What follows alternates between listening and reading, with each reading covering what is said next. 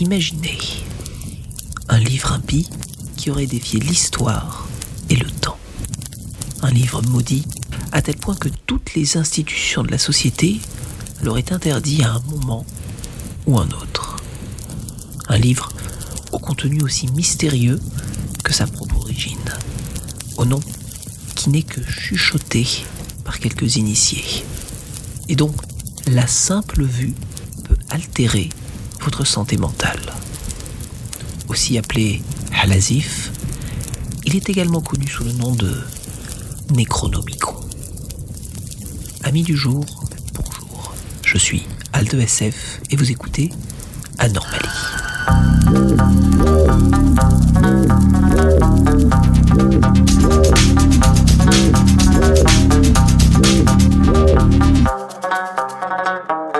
La véritable origine du Necronomicon est assez floue. Nous en connaissons déjà l'auteur, Abdul Azalred. Né en 700 après Jésus-Christ à Sanaa au Yémen, ce poète, aux écrits aujourd'hui disparus, a connu une grande notoriété à l'ère de la dynastie des califes omeyyades. Pour des raisons inconnues, le poète part un jour dans un périple qui allait durer une dizaine d'années. Il se rend au sud de l'Arabie, dans ce que l'on appelle le désert pourpre, ou encore Ad-Dahana, et visite les ruines de Babylone et de Memphis, avant de se perdre dans un lieu appelé la Cité sans nom. La Cité sans nom fait référence aux ruines d'une ancienne ville, probablement au moins antérieure aux précédentes civilisations alentours, dont les habitants n'ont jamais pu être définis par les archéologues et les historiens. Même si, des centaines d'années plus tard, au début du 19e siècle, le journal d'un aventurier, ayant visiblement perdu la raison, fut retrouvé. À l'intérieur, l'homme prétendit avoir découvert et pénétré la Cité sans nom. En plongeant dans les profondeurs de son sanctuaire, l'aventurier écrit avoir vu des fresques décrivant une peuplade reptilienne. Pire, il raconte même en avoir croisé certains, encore vivants, avant de s'enfuir de justesse de ces lieux maudits, juste à temps pour sombrer dans la folie. Évidemment, on ne trouva aucune preuve de ces dires, tout comme le véritable emplacement de la Cité sans nom, qui reste, aujourd'hui encore, un mystère. Quoi qu'il en soit, Abdul Azalred en revint changé. C'est à son retour à la civilisation qu'il écrivit Halazif, titre évoquant le bruit nocturne des insectes, qui serait aussi le son que font les démons en hurlant. Peu de temps après avoir accompli son sombre dessein, le poète meurt dans d'étranges circonstances, racontées par Ibn Khaldun, biographe musulman du XIIe siècle. Nous sommes en 738 à Damas. Abdul Azalred, dont la réputation d'homme maudit est encore bien présente dans les esprits, se balade sur le marché. Comme à son habitude, il semble avoir le regard perdu, dans un état de constante hébétude. Et comme souvent, les habitants et autres passants l'ignorent. Et c'est justement ce qui va rendre la suite de cette scène si étrange et horrible. Certaines personnes remarquent une légère brise chaude qui traverse la place. Les personnes au plus proche du poète sentent jaillir sur eux un liquide chaud. À peine tourne-t-il la tête qu'il découvre Azalred en train de léviter quelques mètres au-dessus du sol. Et tout autour d'eux, sur eux même, la couleur rouge, du sang. Sous leurs yeux incrédules, l'homme se fait déchiqueter, comme lacéré par les griffes et la mâchoire d'un animal sauvage, mais invisible. Rapidement, le corps de l'homme est scindé en deux avant de retomber au sol. Une masse inerte de tripes et de chair. Comme le veut la légende, c'est bien évidemment un démon qui revendiquait la vie d'Abdul Azalred. Il faudra attendre presque 200 ans pour que Halazif refasse surface à Constantinople, où il est traduit en grec ancien par un philosophe du nom de Théodore Philétas en 950. C'est alors qu'il prend le nom qu'il gardera jusqu'à nos jours, celui de Necronomicon, soit littéralement traduit le livre des lois des morts, l'exemplaire arabe original étant aujourd'hui supposément disparu. En 1050, les rumeurs de l'existence de plusieurs copies du livre maudit circulent dans tout Constantinople. Le patriarche de l'époque, Michel Ier Cérulaire, ordonne alors la destruction de toutes les copies. Seulement, comme nous le découvrons quelques années plus tard, certains exemplaires avaient échappé aux flammes puisque l'ouvrage est traduit en latin de la main du collectionneur danois Olaus Wormius en 1228. Cette version constitue la traduction la plus connue du livre maudit.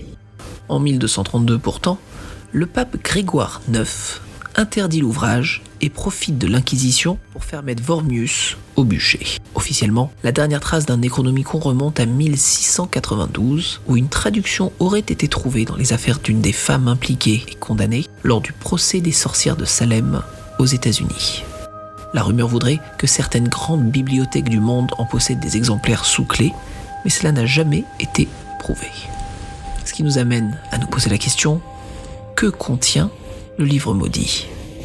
Simultanément livre de culte, de magie et d'histoire, il serait une sorte de Bible concernant l'histoire des grands anciens, sorte de monstrueuse divinité antérieure aux humains. Certains disent que le simple fait de lire le livre peut amener de terribles conséquences dans la vie du lecteur, ou même que les pages ne sont pas les mêmes en fonction de qui les feuillette.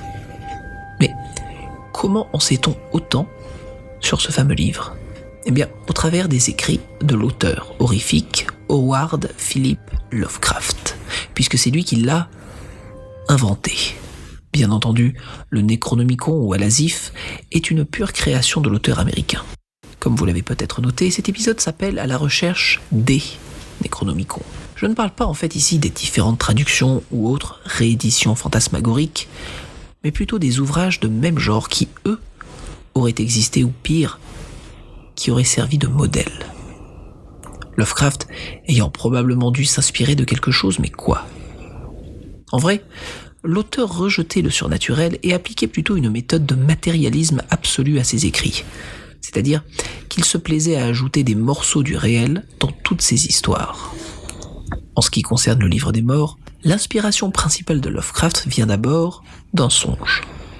Dans une lettre à un ami, il explique que le mot Necronomicon lui est venu en rêve. Selon l'un des spécialistes de l'auteur, cela serait lié au poème astronomique inachevé du 1er siècle, l'Astronomicon, auquel Lovecraft fit justement référence dans un article qu'il écrivit quelques années plus tôt. Notons pour finir que le nom même de l'auteur du livre maudit, Abdul Azalred, serait un jeu de mots de son cru avec l'anglais, pour dire « qui a tout lu ». All has read, Al has read. Après, si l'on s'inspire du principe philosophique aristotélicien comme quoi l'art imite la vie, Lovecraft se serait-il inspiré d'équivalent au Necronomicon donc ? En vrai, la question est, existe-t-il un équivalent ? Eh bien oui, il s'inspirerait de 2 livres.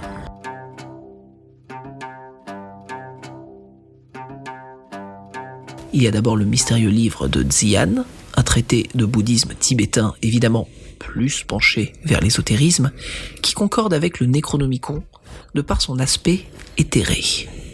Je m'explique. Personne n'a jamais vu ce livre, puisqu'il n'existe qu'au travers de l'ouvrage de Helena Blavatsky, La doctrine secrète, étudiant des morceaux ou stances de ce fameux livre de Xian. Nous serions bien entendu en droit de se demander s'il existe vraiment. Déjà, apprenez qu'il ferait partie d'un plus gros ouvrage nommé le livre de Kyuti, qui est un ensemble de textes sur le bouddhisme tibétain, donc. Xian étant la partie plus sombre. Même si son existence n'a jamais été prouvée officiellement, les spécialistes semblent tous approuver, historiquement parlant du moins, les extraits cités par l'auteur. On comprendra qu'au niveau du mythe, Lovecraft a pu s'inspirer de ce très mystérieux livre de Xian. Parlons enfin de celui que je considère comme le véritable Necronomicon, le Picatrix. Le Picatrix, qui n'est pas un Pokémon, est un traité de magie médiévale. En fait, traduction du Giyat al-Hakim, traité arabe du XIe siècle. Il s'agit d'un mélange de recettes de magie divisées en 3 parties. Il y est question de sorts, de talismans et d'alchimie. C'est un véritable assortiment de l'ésotérisme appris au fil des siècles. Comment puis-je vous dire avec autant de certitude ce qu'il contient ? Eh bien, simplement parce qu'il est facilement trouvable. Sérieusement, vous pouvez même le trouver sur Amazon si vous voulez. On peut donc en déduire que Lovecraft se serait inspiré de ces 2 ouvrages pour former son propre livre maudit. Le mystère du premier et le contenu et l'origine du second. Ajoutez à cela un titre qui apparaît dans un songe et vous obtenez le Necronomicon. Il reste enfin une dernière théorie, comme quoi, malgré toutes les évidences du contraire, le Necronomicon existerait bel et bien, et Lovecraft se serait joué de nous. Voici les preuves qu'avancent les praticiens de cette théorie. En partant du principe que le livre existe, certains estiment que l'auteur aurait eu une copie entre les mains grâce à son père, franc-maçon d'une loge égyptienne et supposément gardien de savoirs secrets.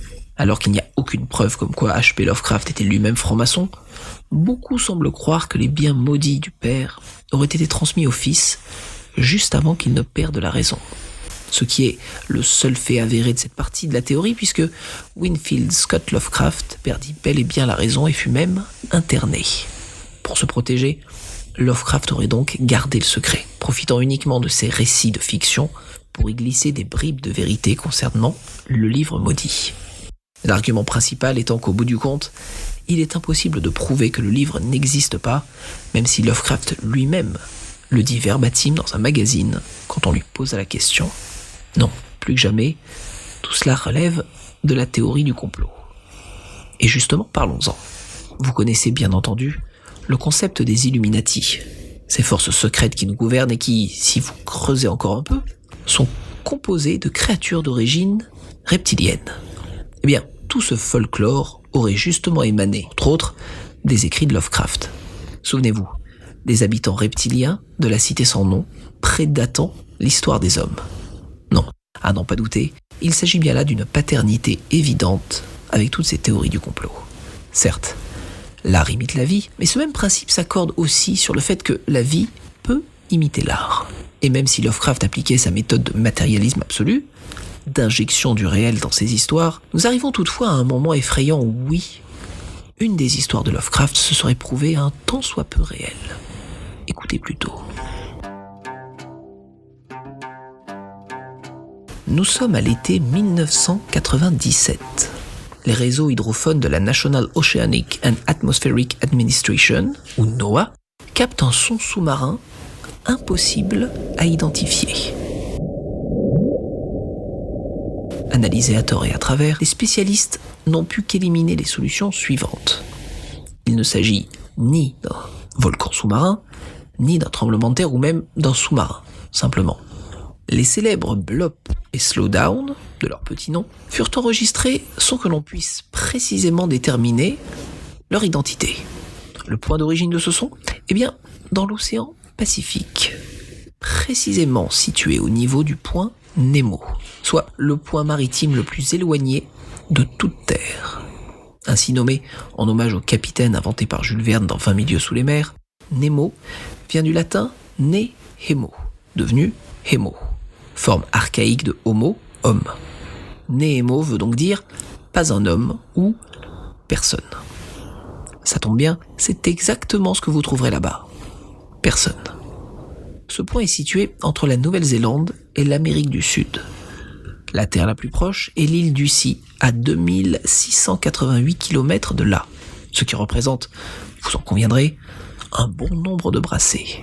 Si vous deviez vous retrouver soudainement téléporté là-bas, la présence d'humains la plus proche serait la Station Spatiale Internationale, située seulement entre 330 et 410 km dans les airs. L'eau étant un conducteur de son puissant, ces bruits furent répercutés jusqu'à 500 km par des hydrophones. D'une durée d'1 minute, ils furent entendus plusieurs fois cet été-là uniquement, mais plus rien depuis. On ne sait pas si le fait que cela soit le point le plus éloigné de toute Terre est un lien ou pas. Sur le papier, certains scientifiques aiment à penser qu'il pourrait s'agir d'une créature vivante, alors qu'aucune ne correspondrait au son entendu. La portée et la fréquence émise correspondraient à un animal d'une taille exceptionnelle, et malheureusement, le suspect numéro 1, notre plus grand cétacé connu, la baleine bleue, ne correspond pas, malgré ses 30 mètres de long pour 170 tonnes. Quel rapport avec Lovecraft ? Eh bien, si vous avez un tant soit peu entendu parler de l'auteur, vous êtes probablement familier avec sa plus monstrueuse création, Cthulhu. Pour ceux qui l'ignoreraient, Cthulhu est un de ces grands anciens, soit une puissante déité d'origine extraterrestre en hibernation prolongée sous terre depuis des siècles et dont le réveil annoncerait la fin du monde. Dans sa nouvelle L'Appel de Cthulhu, Lovecraft explique que ce dernier est en sommeil dans la cité de Riley, une ville engloutie. L'auteur s'amuse même à placer ses coordonnées exactes dans l'ouvrage, soit au sud du Pacifique et, oui, vous l'avez deviné, non loin du point Nemo. Alors, avant que vous ne paniquiez en pensant que Cthulhu est en train de se réveiller, rassurez-vous. Des scientifiques estiment avoir résolu le mystère du son, estimant qu'il s'agissait en fait d'un tremblement de glace. C'est le sismologue Robert Ziak qui développa cette thèse au site américain Wired en novembre 2012. Le NOAA réalisa une analyse comparative entre les sons des monceaux de glace de l'Antarctique qui se craquelaient avant de sombrer avec les bruits du point Nemo. Et cela correspondrait suffisamment pour qu'il déclare le mystère résolu. Les scientifiques avaient-ils vu juste ? Seul l'avenir nous le dira. D'ici là, je me permets de vous conseiller d'éviter les lieux car, comme l'écrit Lovecraft lui-même, dans sa demeure de Riley, le défunt Cthulhu rêve et attend. Sur ce, amis du soir, bonsoir.